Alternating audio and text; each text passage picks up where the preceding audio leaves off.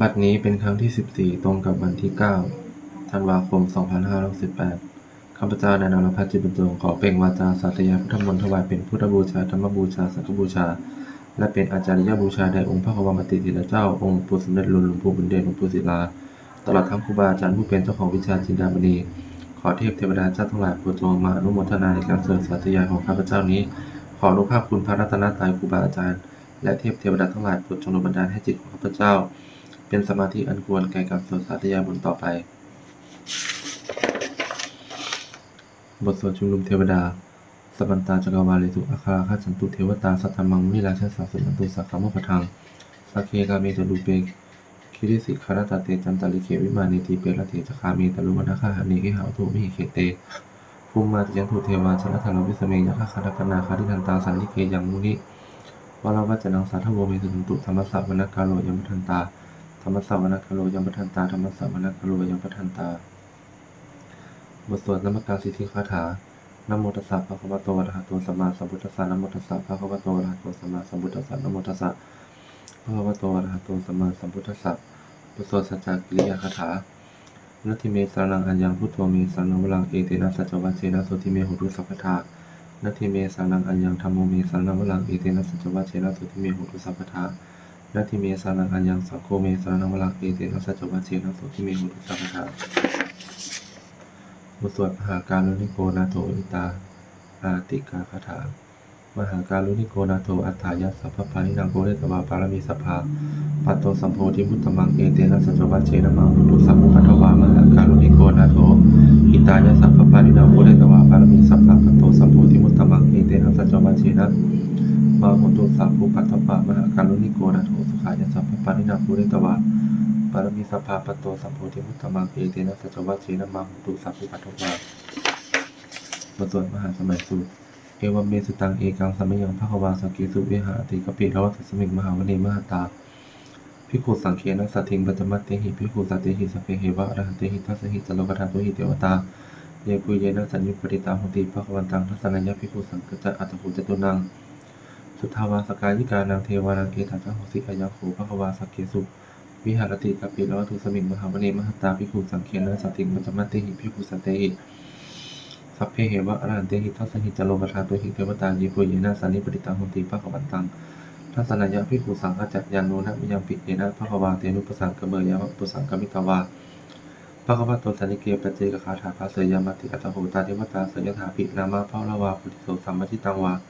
พหังภสาเลยะภสาลิตังวาพหังสัมมิเชยะเอวะเมวะสุทาวาเสสุเทเวสุอันตรหิตาภควโตปุระโตปาตุระหสุอัตโหตาเทวตาภควันตังอภิวัติตวาเอกมันตังอัฏฐังสุเอกมันนังทิตาโหเอกาเทวตาภควโตสันนิเกอิมังคทังอภาสิมหาสัมมโยปวัตสมิงเทวกายาสมาคตังอาคตัมภะอิมังธรรมะสัมมยังภคิตาเยวะอปราชิตสังคันติอัตโภอปราเทวตาภควโตสันติเกอิมังคทังอภาสิตตาภิกขโวสัมมาทังสุจิตตังอัตตโลกุชุกรรมกังสุสานทิวะเนตานิคะหิตวันตริยานิละขันติสันติตาติอัตโภอปราเทวตาภควโตสันติเกอิมังคทังอภาสิเชตวาขีลังชิตวาปริคังอินทขีลังโอหัจจามะเมชาเตจารันติสุทาวิปลาจักขุมตาสุทันตาสุสุนาคติอัตถโขอปราเทวตาภควโตสันติเกอิมังคทังอภาสิเยเกจิพุทธังสันนังคตาเสนเตคมิสันติอปายภูมิงมหายะมนุสันติหังเทวกายังปริปุเรสันติติอัตถโขภควาภิกขุวามันเตสิเยปุเยนะภิกขเวทัสสะจโลกธาตุสุเทวตาสันนิปติตาหุติตถาคตังทัสสนายะภิกขุสังฆะเยปิเตภิกขเวหิสุปฏิตมัตถานังอรหันโตสัมมาสัมพุทธาเตสัมปิภควันตานังเอตาปรมาเยวะเทวตาสันนิปติตาหิสุงเสยถาปิไมหังเอตาหิเยปิเตภิกขเวกุวิสันติอนาคตมัตถานังอรหันโตสัมมาสัมพุทธาเตสัมปิภควันตานังเอตาปรมาเยวะเทวตาสันนิปติตากุวิสันติเสยถาปิไมหังเอตาหิอาจิคิสามิภิกขเวเทวกายานังนามานิกิติสามิภิกขเวเทวกายานังนามานิเทสิสามิภิกขเวเทวกายานังนามานิตังสุนาทัสสาทุกังมนัสสิโลทะภาสิสามิติเอวังพันเตติโขเตภิกขุภควโตปัจจสุสมภควาเอตทะโอจักสิโลกมนุษย์กัสสามิยถาภูมาตาสิตาเยสิตาคิริขพลังตหิตัตตาสวหิตาปทุมสีหาวสันลีนาโลมหังสาพิสัมพุโนโอทาตมนัสสาสุทาวิปัสสันนมลาวิปัสสันนะนับมะนาวิลาปิญโยปัญจสเตยทวาวเนกาปีลามัทเวตโตอามันตยิสัทธาส าวกเกสาสัจเตเทวกายาภิกันตาเทวิชานันทภิกขโวเตจะอัตตวะภะกรุงสุตวาพุทธศาสนังเตสัมปตุโลยนังอมนุสานัทสนังอัปเปเกสัตตมัทถคุงสหสังอัฏฐสัตตลิงสตังเอเกสหสานังอมนุสานัมัทถสุงอัปเปเกนันตมัทถคุงทิสาภภาภูภาอาหุงตันจะสัพพังอภิญญายะ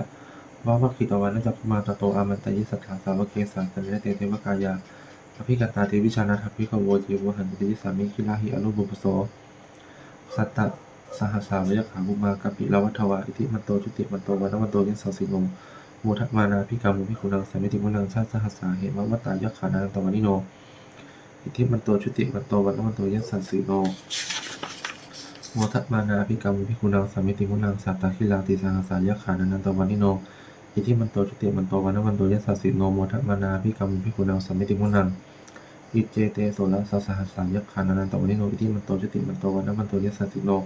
โมทมานาภิกามุภิกขุนังสัมมิติมุนังเวสามิตาปัญจสตายะขานังตวานิโนอิทิมันโตชุติมันโตวันมันโตยัสสสิโนโมทมานาภิกามุภิกขุนังสัมมิติมุนังกุมพิโลราชคหิโกเวปุลสันนิเวสนังปิญโยนังสัตตสหัสสังยะขานังปยิโลภสันติกุมพิโลราชคหิโกโสปาคาสัมมิติมุนังปุริมันจติสังราชาทัตตาลัตโถภสันติขันธพนังอธิปติมหาราชายะสสิโสพุตตาปิตัสสะพะโออิทันนามามหาปลาอิทิมันโตชุติมันโตวันมันโตยัสสสิโนโมทมานาภิกามุภิกขุนังสัมมิติมุนังทักขินันจติสังราชาวิรุณโหตปัสสันติภูมิพานังอธิปติมหาราชายะสสิโสพุตตาปิตัสสะพะโออิทันนามามหาปลาอิทิมันโตชุติมันโตวันมันโตยัสสสิโนโมทมานาภิกามุภิกขุนังสัมมิติมุนังปัจฉิมันจติสังราชาวิรุปโขปัสสันตินาคานังอธิปติมหาราชายะสสิโสพุตตาปิตัสสะพะโออินทนามามหาปลาอิทิมันโตชุติมันโตวันมันโตยัสสสิโนโมทมานาภิกามุภิกขุนังสัมมิติมุนังอุตตรัญจทิสังราชากุเวโรตัปปะสัมปติยะขานังอธิปติมหาราชายะสสิโสพุตตาปิตาสาภะโวอิเทนามามหาปลาอิทิมันโตชุติมันโตวันมันโตยัสสสิโนโมทมานาภิกามุภิกขุนังสัมมิติมุนังปุริมาทิสังทัตตลัทโถทักคีเนนะวิรุหโกปัจจิเมนะวิรุปโกกุเวโรตรังทิสังจัตตาโลเตมหาราชาสมันตาจตุโรทิสาทัฏฐานลามนาอัฏฐังสุปะเนกาปิลวัฏเวเตสามายาวิโนทัสสาอาคูวัจจนิกาสัทธามายาคุเวนทุเวเนทุวิภูจวิโวโตสหจันทโนกามะเสตุจะกินุมันทุนิมันทุจักปนาโทโปปะมันโยจะเทวสุโตจะมาตาลิจิตเสโนจะคันตโพนะโลราชาจะเมสัพโพอาคูปัญจสิโขเจวะทิมพโรสุริยวัชสาเอติจันเยจะราชโนคันธพาสหราชุพิโมทมานาภิกามุภิกขุนังสัมมิติมุนังอัฏฐาคูลสภานาคาเวสาราสหตัชกากัมพสัตตลาอาคูปัญญาคาสหยาติภิยามุนาทัตตลัทธาจะอาคูนาคายะสสิโนเอลาวโนมหานาโคโสภาคาสัมมิติมุนังเยนาคราเชสหสาหรติทิพาทิชาภคิวิสุทธจักขุเวหายสาเตวานะมัชฌปัตตาจิตตาสุปันนาอิติเตสะนามังอภิยนาทานาคราชานวาสิสุปันนโตเขมามะกะสีพุทโธสานาหิวาตหิปหยันตานาคาสุปันนาสารนามกังสุพุทธังจิตตาวชิรหัตเถนะสัมมุทังอสุราสิตาภาตโลวาสวันเสเตอิทิมันโตยัสสสิโนกาลหจามหาวิสมาอสุราธานะเวคสาเวปาจิติสุจิตติจะมะปะหาลาโทนะมุสีสหัสสัตจัพพลิปุตตานังสัพเพเวโรจานามกาสันหิตวะพลิงเสนังละหุปทมุปะขมุงสัมยุทธานิพันนเตภิกขุนังสัมมิติวนังอาโปจเทวาปตวีจติโชวาโยตถาคมุงวนุนาเทวาโสโมจยัสสาสหเมตตากรุณากายิกาอาคูเทวายัสสสิโนทั้งเสเตทั้งสทากายาสัพเพนันตวานิโนอิทิมันโตชุติมันโตวันมันโตยัสสสิโนโมทมานาภิกามุภิกขุนังสัมมิติมุนังเวนทุเทวาสาลีจะสมาจัตุเวยมาจันทสุปนิสาจันทมาคูกุลกิตาสุริยสุปนิสาเทวาสุริยมาคูกุลกิตานักขัตตานิกุลกิตวะอาคูมันทวะลากาสุนังวัสโวเสตุสโกภคะภูรินทโททัสเสเตทัสทากายาสัพเพนันตวันนิโนอิทิมันโตจุติมันโตวันวันโตยัสสสิโนโมทมานาภิกามุภิกขุนังสัมมิติมุนังอัฏฐาคูสาภูเทวาจารมขิสิขาลิวะอธิตกาจโรจาจุอุมาภูปานิพาสิโนวรุณาสหธรรมาจะอาจุตาจะอนิชกาสุเลยะนุจิลาอาคูบาสังวเนสิโนทัสเสเตทัสสทากายาสัพเพนันตวันนิโนอิทิมันโตชุติมันโตวันวันโตยัสสสิโนโมทมานาภิกามุภิกขุนังสัมมิติมุนังสัมมานามหาสมานามนุสาตุมาคิทาปทุสิกาอาคูมโนปทุสิกาอัฏฐาคูอริโยเทวาเยจโรหิตวสิโนกาลคามหากาลคาอาคูเทวายัสสสิโนทัสเสเตทัสสทากายาสัพเพนันตวันนิโนอิทิมันโตชุติมันโตวันวันโตยัสสสิโนโมทมานาภิกามุภิกขุนังสัมมิติมุนัง สุกากรุมหาอรุณาอาภูเปคนัสสาสหโอทาตะไคหาปะโมขาอาภูเทวาวิจักขณาสทามัตตาหานัคชามิสกาติยสสสิโนทันยังอาคาปจุโนโยทิสาภิวัสติทัสเสเตทัสสทากายาสัพเพนันตวันิโนอิติมันโตชุติมันโตวันมันโตยสสสิโนโมทะมานาภิกามุภิกุณังสัมมิติวนังเกมิยาตุสิตายามาคัตกา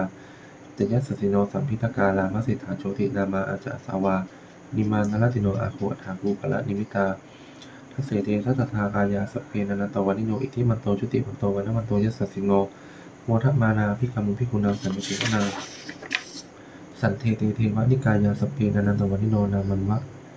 เยนะอาคาฉุนเยจันเยสัตถิสาสหปวุทธชาติมากีลังโอคาตินมาสวังทักเขโมคตลังนาคังจันทังวะสิตาทินังสุภามาปรมัตโตจปุตตาอิทิมโตสหสันนังกุมาโรติโสจโสปาคาสัมมิติวนังสหจัปปมโลคณามหาพมาพิติตติอุปาปันโนชุติมันโตทิสมัตตาโยยัสสิโสทักเศธาอิสระอาภูปัจเจกะสวัตติโนเตสัญจะมัจจโตอาคาหาริโตปริวาริโตเตจสเพยพิกันเตสินเทเทเวสัพพมะเกมาลาเสนาภิกามิปัสสะกันนะสัมมันทิยังเอทะคันธะปันทะลาเคนะพันธมัตถุโอสมันตาปริวาริถามาโวพุทธะโกจินังอิติตถะมหาเสโนกันหาเสนังอเปสายิปนินาตัลละมาหังจัสสลังกัตตมานเพละวังยัตถาภวุสโกเมโคทนะยันโตอภิชุโกตถาโสปฏิทาวัตติสังพุทโธอัสยังวเสสัญญาสัพพังอภิญญายะวะวะคิตวันนะจักขุมาตัตโตอมันตยิสัทธาสามเกสาสเนเตมาลเสนาภิกันตาเตวิชานาทภิกขโวเตจะอัตตปะภะคะโลสุตวาพุทธศาสนาวิตละหิปักกาโมเนสังโลมัมปิอิงชยุงสัพเพวิจิสังคามาพยาติตายสัสสิโนโมทันติสหภูเตหิสาวกาเตชะเนสุตาติบทสวดจุลชยะปัลลกรนะโมเมพุทธเตชะสารัตนตยะธรรมิกาเตชะปสิทธิปสีเทวานารายะปะละเมสุลาทิฏฐิพัมมาจะอินทาจตุโลกาคัมภีละคกาสมุทาปุตุงคังคาสะจัสสพัมมะชัยยะปสิทธิปวันตุเตชัยยะชัยยะตระนิตระทีอุตติอุตตินาทีนาทีชัยยะชัยยะข้าคนละตนละนิสัยนิไรใสเสนะเมรุราชผลละราชีชัยยะชัยยะคัมภีละโสภีนาคินทนาหีพิสัจจภูตกาลีชัยยะชัยยะตุนิมิตาโลคีชัยยะชัยยะสิงคทีสุทาทานะอุคชาชัยยะชัยยะวรุณมุขสาตาชัยยะชัยยะจำปาทินาคะกุลคันทุกชัยยะชัยยะคัชคนนตุลงสุกาลปุชงสิหะพยคทีปาชัยยะชัยยะวรุณมุขยาตาชิตะชิตะเสนาดีปุณสุธินาลดีชัยยะชัยยะสุขาสุขาชีวีชัยยะชัยยะตระนีตะเลสัทธาสุชัยยาชัยยะชัยยะตระนีสัตตินสัทธาชัยยะชัยยะมังกราชรัตยาภวคีชัยยะชัยยะวรุณยคีชัยยะชัยยะลักขเสสุระพุชเตชาชัยยะชัยยะ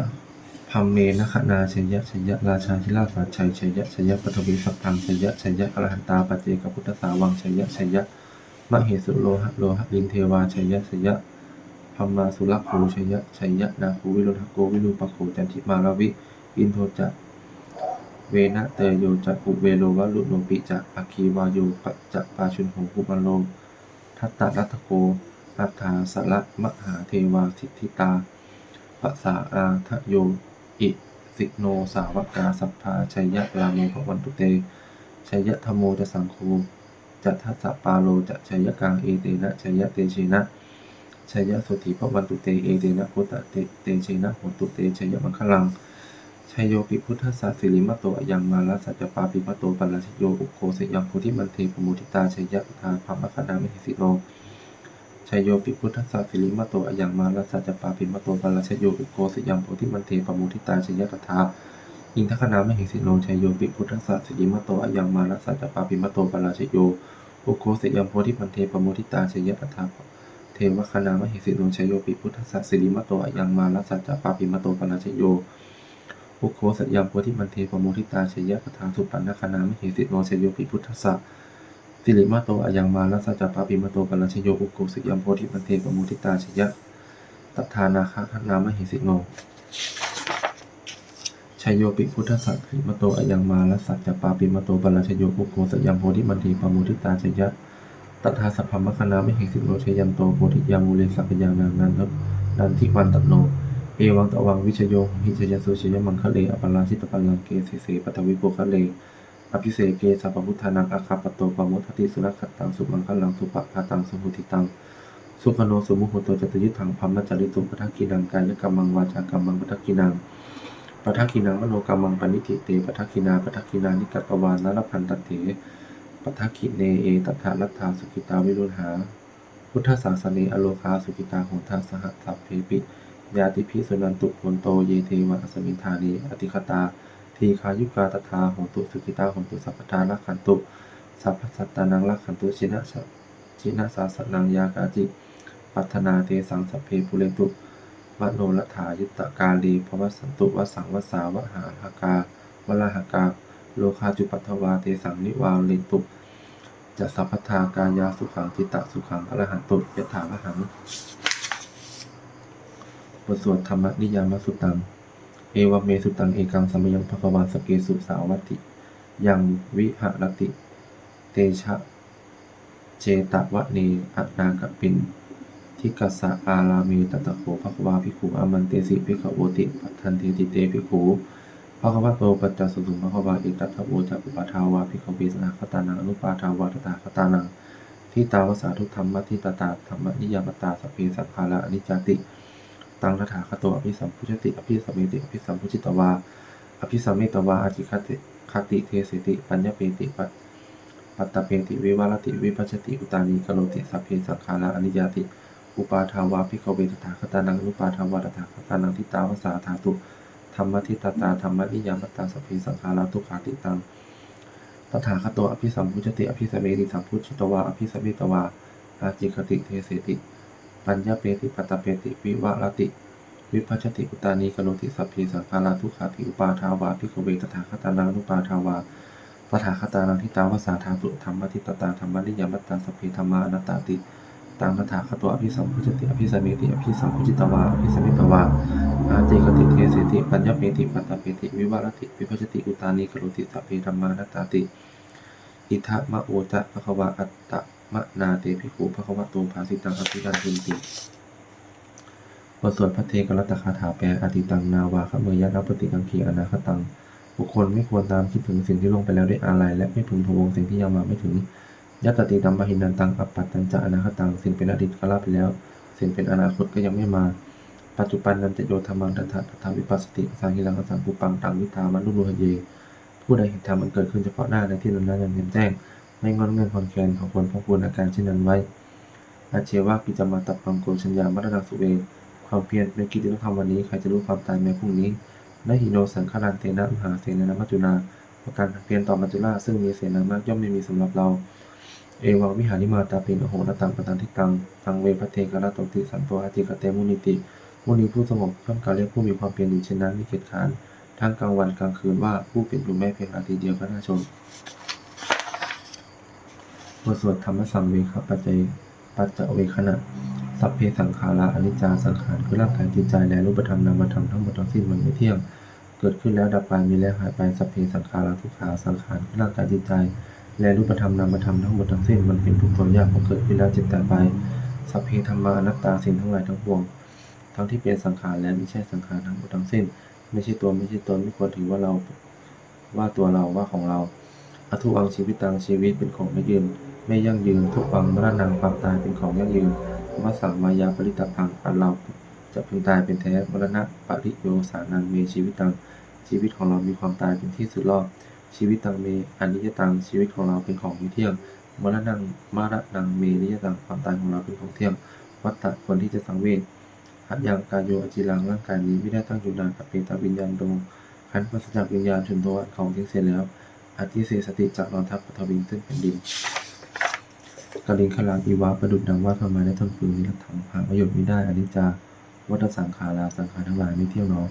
อุปาทวยธรรมิโนมีความเกิดขึ้นแล้วมีความเสื่อมไปเป็นธรรมดาอุปาชิตวานิรุสันติขันเกิดขึ้นแล้วดับไปเตสังอุปสมุสุโขความเข้าไปสงบระงับสังขารทั้งหลายเป็นสุขอย่างยิ่งสัพเพสัตตามะอันติจาสัตว์ทั้งหลายทั้งปวงกำลังตายอยู่มริสุจะมริสัตเลที่ตายแล้วและกำลังจะตายตเถวหังมริสามิเราก็จะตายอย่างนั้นเหมือนกันนัตถิมีเอตัสังสยโยความตายความสงสัยในความตายนี้ไม่มีแก่เราเลยบทสวดเมตตายังกิจิกุศลังกัมมังสัพเพหิ พระเตหิกตังปุญญังโนอนุโมทันตุสุนันตุโอนโตเยเทวะอสมิงธานีอติตาทีคายุกาสัทธาหนตุสุขิตาหนตุทุกขาปมุตตันตุมาตาปิตาสุขิตาหนตุทุกขาปมุตตันตุสัพเพยาติกาสุขิตาหนตุทุกขาปมุตตันตุสัพเพอญาติกาสุขิตาหนตุทุกขาปมุตตันตุสัพเพปิสาสัพเพยขาสัพเพเปตาสุขิตาหนตุทุกขาปมุตตันตุสัพเพอาจาริยุปัชฌายะสุขิตาหนตุ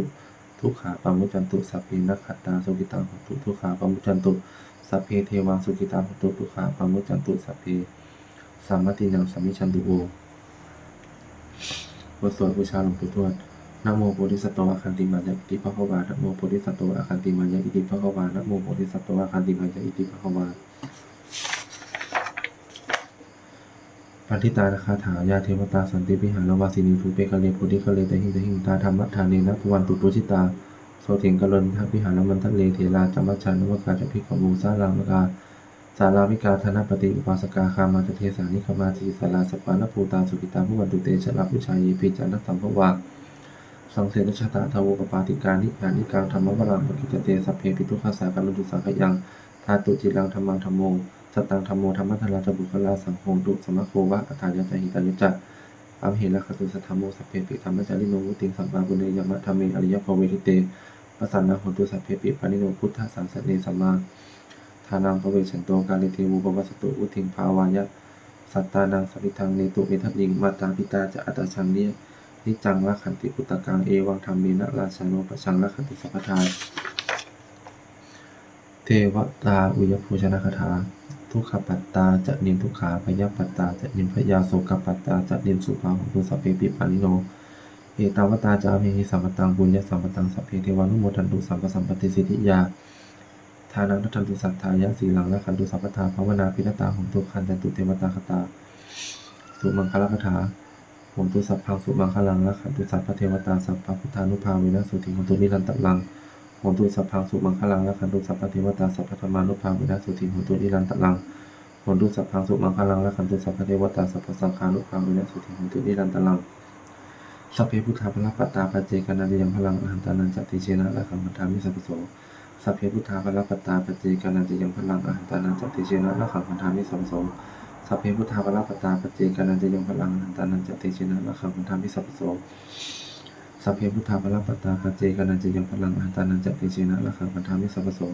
สัพเพพุทธาภลปัตตาปัจเจกนันยังพลังอหันตานันจติเชนะละขัมมัทธามิสัพพโสสัพเพพุทธาภลปัตตาปัจเจกนันยังพลังอหันตานันจติเชนะละขัมมัทธามิสัพพโสสัพเพพุทธาภลปัตตาปัจเจกนันยังพลังอหันตานันจติเชนะละขัมมัทธามิสัพพโสสัพเพพุทธาภลปัตตาปัจเจกนันยังพลังอหันตานันจติเชนะละขัมมัทธามิสัพพโสสัพเพพุทธาภลปัตตาปัจเจกนันยังพลังอหันตานันจติเชนะละขัมมัทธามิสัพพโสด้วยอำนาจแห่งบุญกุศลที่ข้าพเจ้าได้สวดสาธยายพุทธมนต์นี้ข้าพเจ้าขอน้อมเกล้าอุทิศถวายเป็นพระราชกุศลแด่สมเด็จพระนางเจ้าสิริกิติ์พระบรมราชินีนาถพระบรมราชชนนีพันปีหลวงผู้เสด็จสู่สวรรคาลัยขออานิสงส์แห่งบุญกุศลนี้จงเป็นสัพพสิริมงคลแก่ข้าพเจ้าและทหารไทยผู้กล้าที่รบอยู่ชายแดนทุกคนขอให้แคล้วคลาดปลอดภัยปราศจากทุกข์โศกโรคภัยอันตรายทั้งปวงให้มีแหล่งรายได้สุจริตมั่นคงเป็นสัมมาอาชีพชอบธรรมขอให้ข้าพเจ้านั้น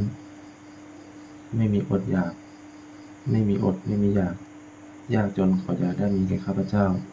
ขอให้ข้าพเจ้ามีสัมมาทิฏฐิตั้งมั่นในพระธรรมคำสอนแห่งองค์สมเด็จพระสัมมาสัมพุทธเจ้าดำรงอยู่ในความยืนนานตลอดกาลนานอีกทั้งขอเทพดาทั้งหลายผู้ได้อนุโมทนาสาธุการในบุญกุศลนี้โปรดประสิทธิ์ประสาทพรน้อมส่งอนุภาพแห่งมงคลไปสู่วัตถุมงคลพระปิตายอดเศรษฐีทั้งฝ่ายไทยและฝ่ายลาวรวมถึงวัตถุมงคลทั้งปวงที่สามสิ่งอำนวยได้จัดสร้างขึ้นให้เปี่ยมด้วยพุทธานุภาพเทวานุภาพและนิทานุภาพเป็นศักดิ์สิทธิ์อำนวยผลให้เป็นสิริมงคลแก่ผู้ครอบครองและผู้บูชาทุกประการเทอญ